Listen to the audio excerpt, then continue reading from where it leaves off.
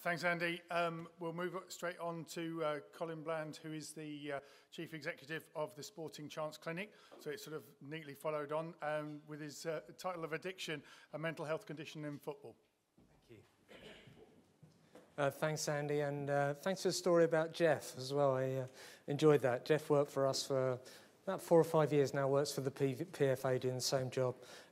Didn't realise when you're working for us, Jeff, that you're wearing shorts when you. You maybe want to look at it. Maybe want to look at that, Michael. But he'd done some excellent work for us, and we were sad to see him go, but pleased that he's still doing what he's doing. I'm going to start by telling you a little bit about Sporting Chance. I appreciate that some of you in the room know a bit about us, and then I'm going to come on to our topic for our small section, which is about addiction and football.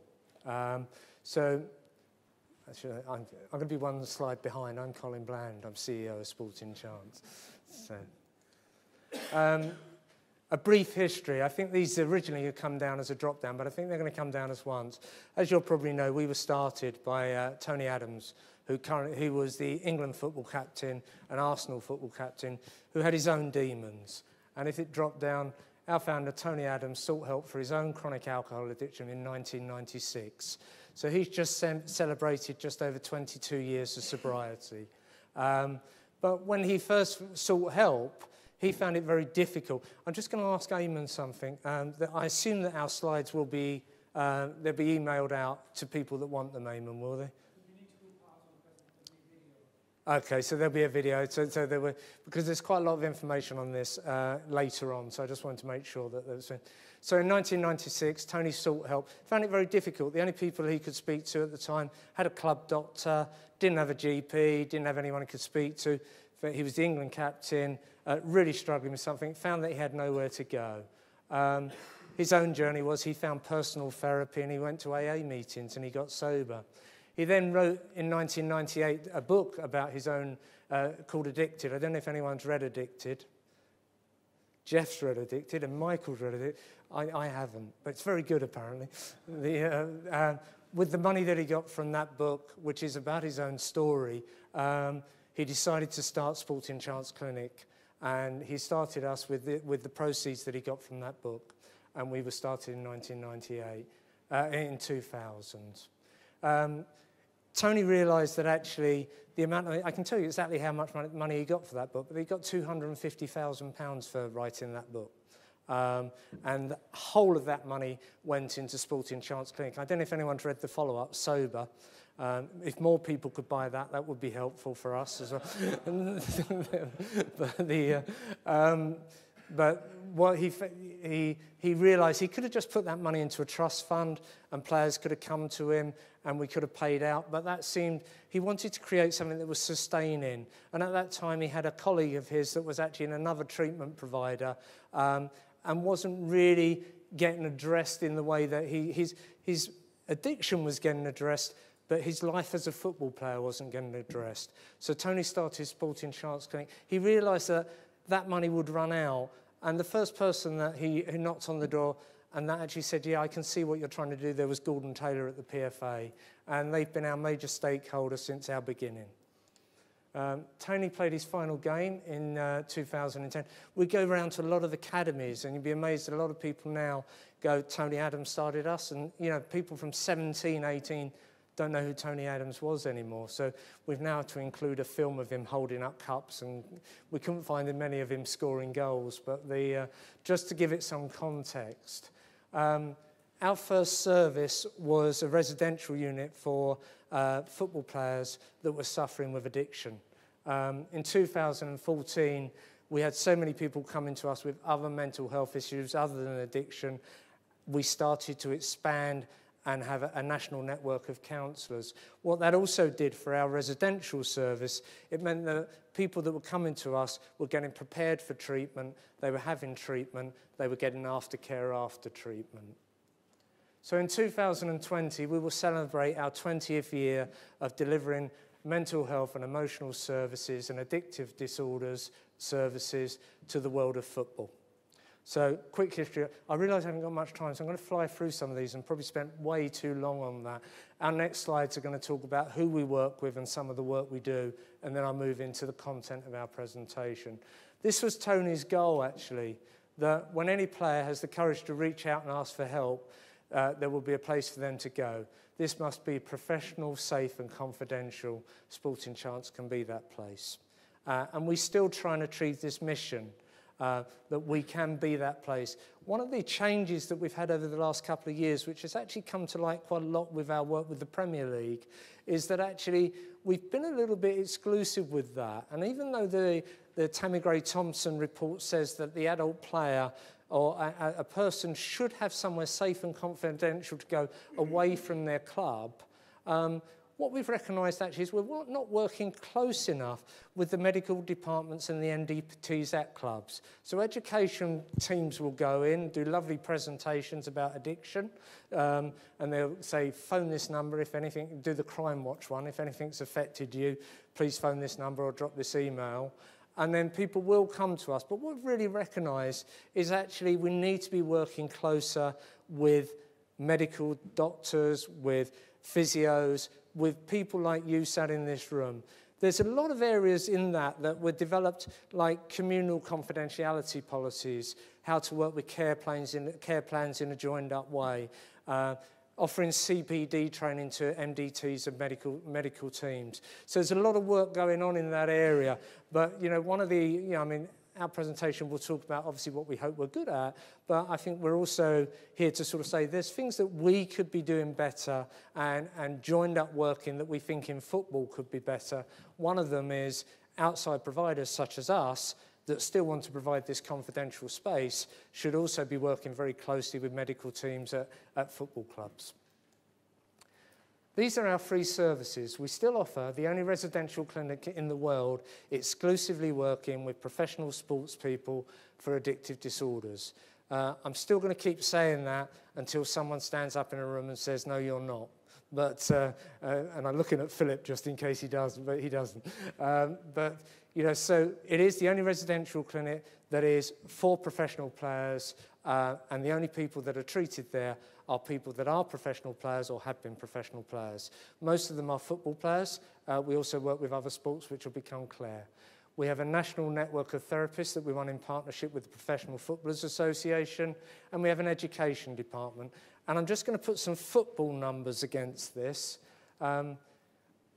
27 players attended residential treatment for addictive disorder last year. Capacity of that unit's 32. The other 5 were rugby league players. 538 players access one-to-one counselling and therapy through our national network of therapists. This is just football from January 1st, 2018 to December the 31st, 2018. And over 1,400 people attended a seminar that was delivered about mental health and emotional well-being, delivered by Sporting Chance. So there, and these are the people we work with. Our key partner is the Professional Footballers Association when we open, and they're still a partner. We run a lot of services hand in hand with the Professional Footballers Association. We work very closely with the Premier League, and we've been a key partner, I hope, in developing the mental health strategy. Some of the work we're doing with the Premier League at the moment around benchmarking mental health standards in their clubs, I hope will roll out across football. I think it will change football. We work closely with the FA. Some of the changes in the FA have been the people that fail drug tests, people that breach gambling rules, now have a pathway to support alongside the accountability process that goes on for them. And we work very closely with League Football Education, the education provider and academies to the EFL. So football, we work across with all the major stakeholders, and then we also work very closely with the Rugby Football League. We're delivering education for the PCA, and the Professional Dart Players Association is one of our smallest, but I have to say one of our most fun stakeholders. They are a great group of guys that really care about player welfare, So that's who we are, how we were founded, and the sort of scale of who we are today. The next part of my topic is going to be substance misuse and problematic behaviours in addiction make up 30% of our current workload. That means that 70% of the people that Sporting Chance deal with are not coming to us for addictive disorders. They are coming to us for, and I would also say that a large percentage of that 70%, they're not mentally ill. They don't have mental health condition. They're looking for support and guidance and steerage, sometimes through personal life problems or change. But 30%, well, it might not sound a high percentage, but if I go back, it's going to take too long to go back. But if I go back, that 30% is made up of a number that is over 500 people a year, and the 27. So we're still dealing with over 100 players a year that are coming to us for addictive disorders and help with addictive disorders. So now I'm going to take some time. Addiction in football. What I would firstly say is that addiction's not a football problem. It's a, wherever there is a group of people, it's a being human problem. And if I can get to the end of my slides with one message, it will be that an addictive disorder is a mental health condition that needs treatment, and there is treatment available for it. And if I achieve that, that's what I'd like to achieve. I think, some of the symptoms that I won't talk about, some of the symptoms we will talk about is gambling. We'll talk about alcohol use, perhaps. We'll maybe talk about use of social media or porn, substances, obvious symptoms. Some of the less attractive symptoms of this addictive disorder is dishonesty, not showing up, low self-esteem, pretending that I haven't got a problem when I have got a problem. It's a difficult condition to deal with sometimes. But what I'm here to say is this is a mental health condition that can be measured, can be treated, and we can treat it together. And if you are at a football club with a group of people of a number, if you've got more than 100 people involved in your club, it would be highly unlikely that you do not have someone at your club that is suffering from an addictive disorder.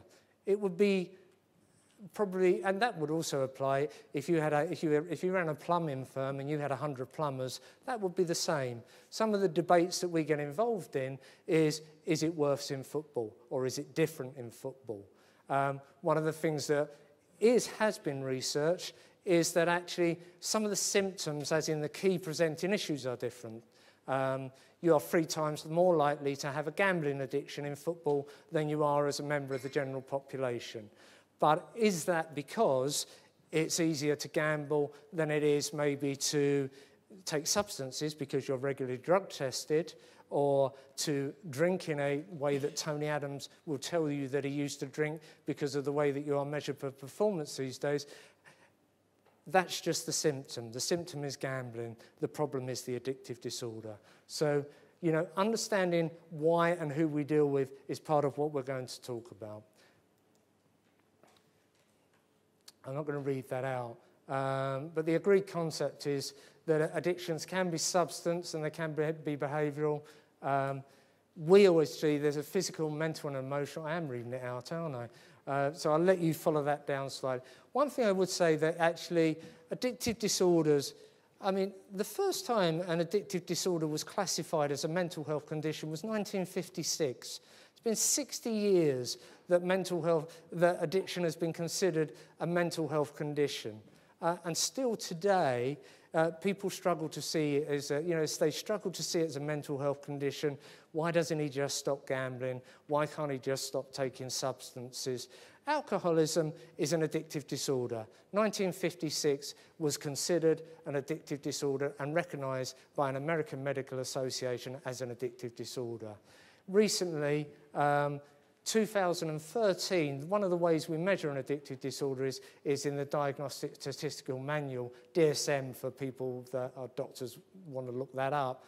It wasn't until 2013 that actually gambling was added to the DSM-4 to make it the DSM-5, and then was considered an addictive disorder as measured by the World Health Organization.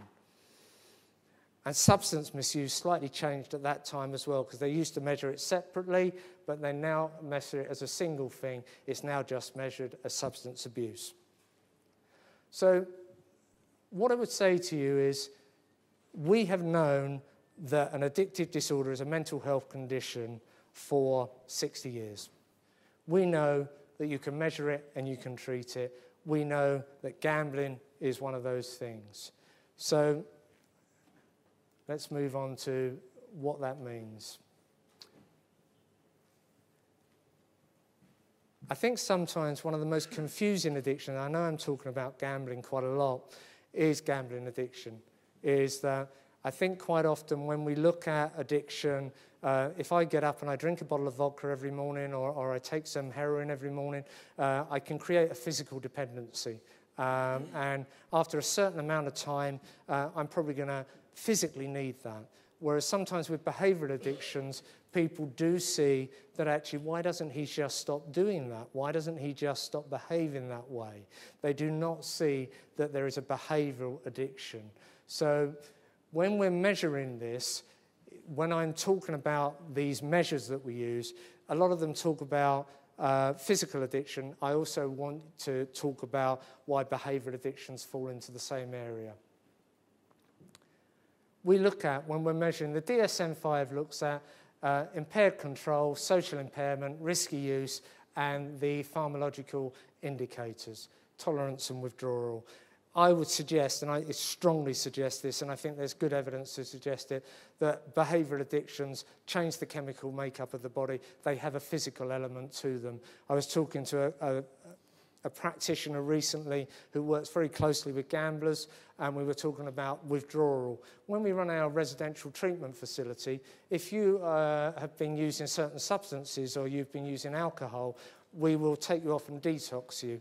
If you've been gambling prolifically, we don't detox you.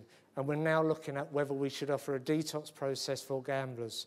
One of the most similar withdrawals from gambling for people that are withdrawing from gambling is crack cocaine. The withdrawals of crack cocaine are very similar to withdrawals of gambling. And I think when you put it in that context, people start to look at, it's about the stress, it's about the impulse, it's about the I want to use. So when I'm talking about these measures, please include behavioural measures within them. When we're measuring impaired control, do people use for longer periods of time than they intended to do so? You know, quite often people will tell you that I just went out for a couple of drinks, I lost control. I just went in to place one bet, I carried on betting.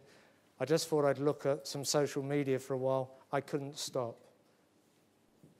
Wanting to reduce but can't, sometimes being able to stop but restarting, spending an excessive amount of time using, cravings, thinking about using even when I'm not using. So we look at impaired control. We can measure that. We can measure impaired control. Social impairment. Has it affected relationships? The number of players we work with, the post of work we do with them is about their career as a sportsman. Is your career where you want it to be? Where would you like it to be? We heard a story earlier about Jeff, a player that was playing in a league maybe that he was a better player than that league. You know, I wonder if that was to do with where he was in his life at that time. You know, has it affected family? Number of people, breakdown of relationships. Quite often, I mean, the number of people we get into treatment are going through breakdown of relationships, losing contracts. The other thing that I think is really confusing for people is, and we have it all the time, and is when people have children or they have things that they love, and people go, well, you love gambling more than you love your children, or you love gambling more than you love your wife, or you love alcohol more than you love these things in your life. You have to remember, this is a mental condition that we're treating. It's not, I care about this more than I care about that. So when someone comes into treatment and they've gambled away all the family money, or they've not returned home, or their behaviour when drunk has caused marital breakdown, sometimes they have to be accountable for their behaviour, but there has to also be a treatment of the addictive disorder. Recreational activities, most people who have an addictive disorder, most of their recreational activities end up being about their addictive disorder. Gamblers tend to gravitate towards social activities that are about gambling. Drinkers tend to gravitate to social activities that are about drinking. And social or drug users tend to gravitate towards groups that are also engaged in using groups. I think we measure risky use, and this is part of the DSM-5. Repeated use of substances, even though in dangerous situations. As I was saying earlier, we have a relationship with the FA where we offer a therapeutic pathway to people that fail social drug tests. Quite often players that have an awful lot to lose by failing a social drug test, that still make that choice to use social drugs. We end up working with people that have breached betting laws, that actually have a career to lose by betting on football, but still bet on football. We have people that, we deal with players from the top to the bottom that have earned good money, but have borrowed money off loan sharks to carry on gambling, and now have people threatening their family and members of their clubs. Risky behaviour, and why I do that, it's not because I'm making bad choices. It's not because I think that, it's because I'm ill. I have an addictive disorder. I keep repeating this behaviour. Also repeating the behaviour even though I know it's getting worse. I know this is getting worse. I'm just going to keep going.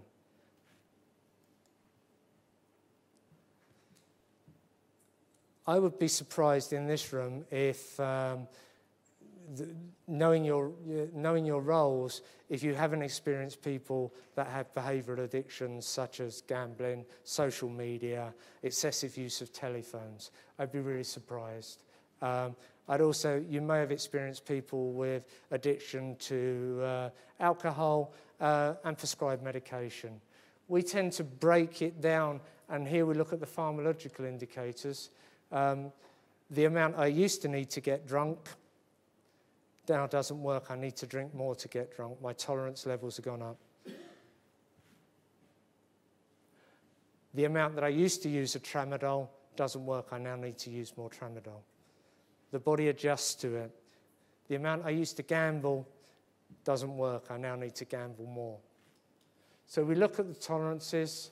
We also look at the withdrawal. As I was saying, I think it's easy to say, and there are different withdrawals for different substances. Opiate withdrawal, quite often opiate users use a lot of opiates. The body stops producing opiates. So a lot of the withdrawal from opiates is the fact that my body is no longer producing opiates and I've stopped putting any opiates in my body. The withdrawal from other substances may be different. The withdrawal from gambling is a lot about the stress loops. But I think we have to recognise that there is a physical and a pharmacological element to an addictive disorder, but it is just one element. I'm not going to read this out, but this is I think, the key message, really. When addictive disorder was registered as, is this a mental health condition? One of the factors that, or is this just people making bad choices? One of the things that was considered by the World Health Organization is, what is it about someone that suffers an addictive disorder that may be different to someone that doesn't suffer a mental health disorder? What is it about this guy that gambles regularly and can just stop when he chooses, and this guy that cannot stop and puts himself at risk? What is it about the differences between those two people? So they noticed that there was a neuroscience behind this. There is, Philip will talk far more fluently about this, but what I want to say to you is the brain chemistry and what goes on in the brain and the self-reinforcing feedback loop is part of this. This is, I'm saying to you that people with addictive disorders have a different structure or different processes that work for them that might work for other people. Some of those are created by repetitive use. Some of them are more to do with suffering childhood trauma and how they cope with stress. Talked a lot there. I'm drying up here. No water there. So we're going to talk about, I know I've rapidly run through those, but what I was trying to suggest there is, and I'm recapping, is that mental health disorder, addictive disorder, 1956, that's the first time that was considered. We've been measuring that for a long time in society. There's something different about someone that suffers an addictive disorder than someone that doesn't. You can measure that, and you can get assessed for that, and there is a solution.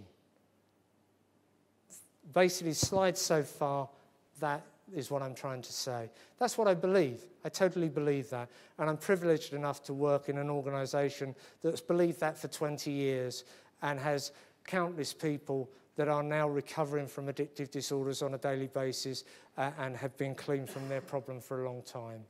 There is a difference between someone that may gamble too much or drink too much and someone that has an addictive disorder. Now I'm going to look at the solutions. When we're looking at assessing people, we look at the DSM-5. We look, do these people meet 2 of the previous criteria? How severe is their addiction? 2 to 3 symptoms, mild, 4 to 5, moderate, 6 or more severe. So we measure it, we do an assessment. We will also look at their genetic background. That says life expectancy, it's supposed to say life experience. If you have 2 parents that suffer from addictive disorder, you're 4 times more likely to have an addictive disorder yourself. If you've suffered childhood trauma or your mother has suffered trauma in the last trimester of her pregnancy, you are more vulnerable to an addictive disorder. If you are in a culture and an environment where there is lots of gambling, lots of drinking, and lots of availability of a substance, you are more likely to use those substances. And once you have started on that loop, you are more likely to increase it than stop it if you have an addictive disorder. We also talk about belief systems, and when we talk about belief systems, it's you probably have a belief about yourself and about the world that actually makes you feel that this is a hopeless situation, that actually I'm weak, I can't control this, I can't stop. It's said that an addictive disorder is one of the only mental health disorders that tells you you haven't got it. People keep going on. It'll be different this time. I've moved to a different club and I'm hanging out with the guys that don't gamble. I've started to drink wine instead of spirits, so that'll be different. The things that people will go through to prove that they do not have an addictive disorder.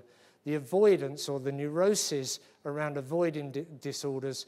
And the other complicated thing is quite often addictive disorders don't sit alone. They can sit alongside a depressive disorder. They can sit alongside bipolar, which is why sometimes we will use a mental health assessment to make sure that both disorders are getting treated. First thing we tend to treat is the physical dependency.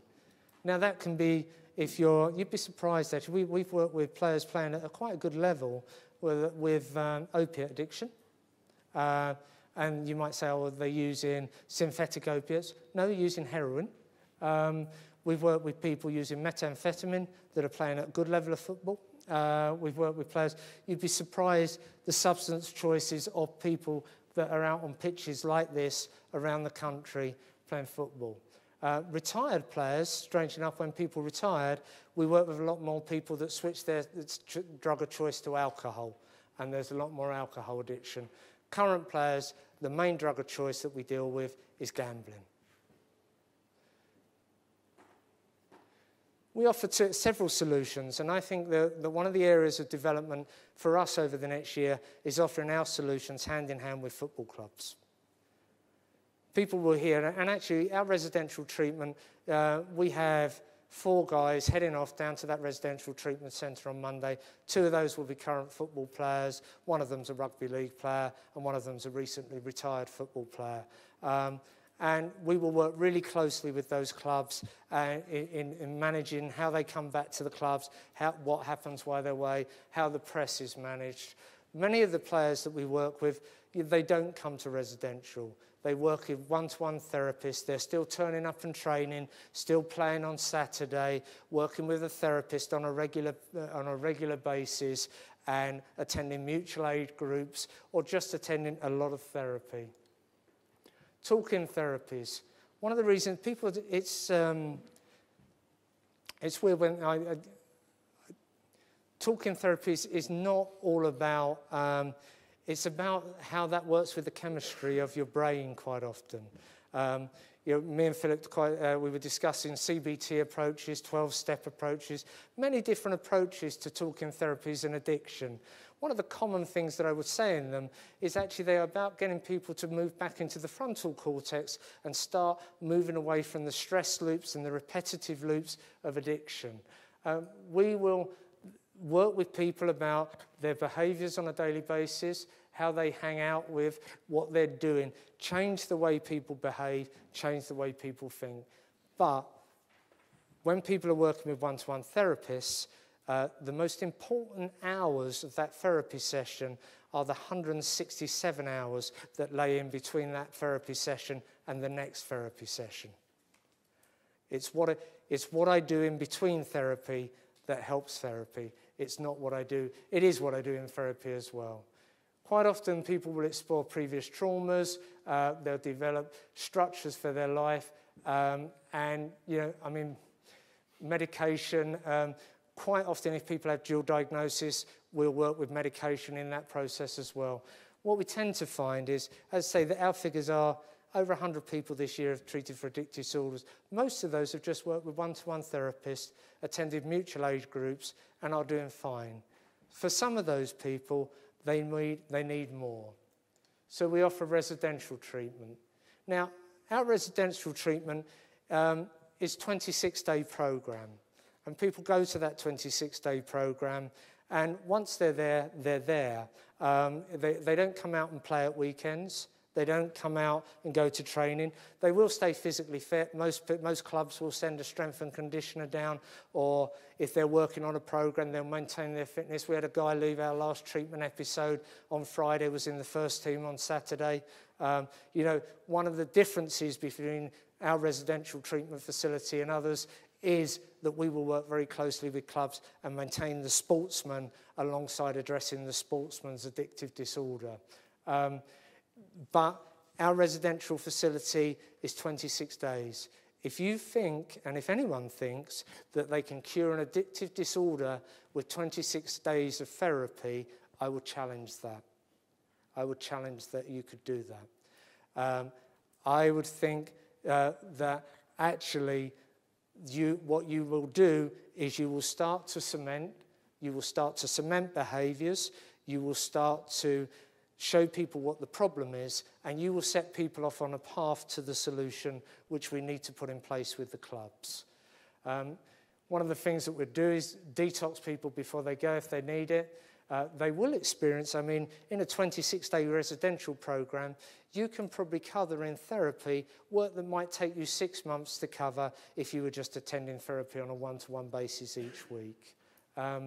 We will introduce people to mutual aid groups. When I talk about mutual aid groups, I'm talking about Alcoholics Anonymous, Narcotics Anonymous, Gamblers Anonymous, but there are other groups. We are great fans of mutual aid groups. Residential treatment for us is a 26-day part of a longer treatment episode. We will prepare people for treatment, we will treat people, and we will put them back into their clubs. I've got a minute to speak. I think the part I want to talk to on this is maintenance.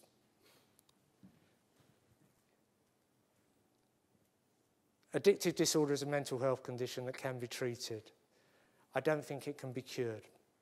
I don't think it can be cured. I think that someone with an addictive disorder treatment will always need to be conscious of how they look after their mental health and emotional well-being, whether they are able to gamble or pick up their symptom of choice again, I would question. Maintaining wellness is as big a part of treatment as doing treatment. We would encourage mutual aid groups, but the bit I want to talk to you about is working with others. Working with clubs. We've designed confidentiality policies that allowed us to work with club doctors and club physios with permission of the player. We will share care plans with clubs. We will make sure that people will come to us, they come back to their club. If the player chooses that when they go back to their club, sometimes going back to a club, the culture of the club might be a gambling population. It might be a drinking culture. It's good to have someone there that knows I'm trying to look after them. Tony Adams, when he got sober, lined up his teammates and said, "You supported me in drinking, I'd like you to support me being sober." 18-year-old, 23-year-old, 24-year-old player going back to the club may not have the courage to do that. It's good for them to have someone on their side. We will identify the personal networks of support, and we will support the people that are supporting the people. Our services are all available. We take regular calls from doctors, physios that are struggling to work with players that have an addictive disorder. We're happy to offer advice and support to any one of those people.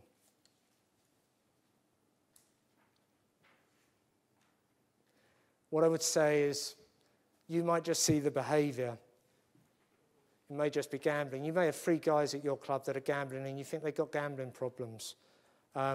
We wouldn't know, they wouldn't know, you wouldn't know if they had an addictive disorder until we assessed them or they did an assessment with someone.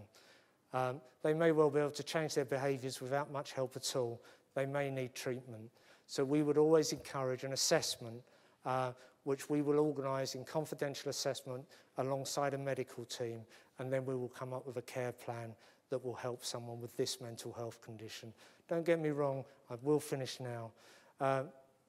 Mental health conditions with the highest suicide rate of all mental health conditions. Our ask and our want is that addictive disorders are taken seriously as a mental health condition and that you know that they are treatable, and we can offer some support with that. Thank you.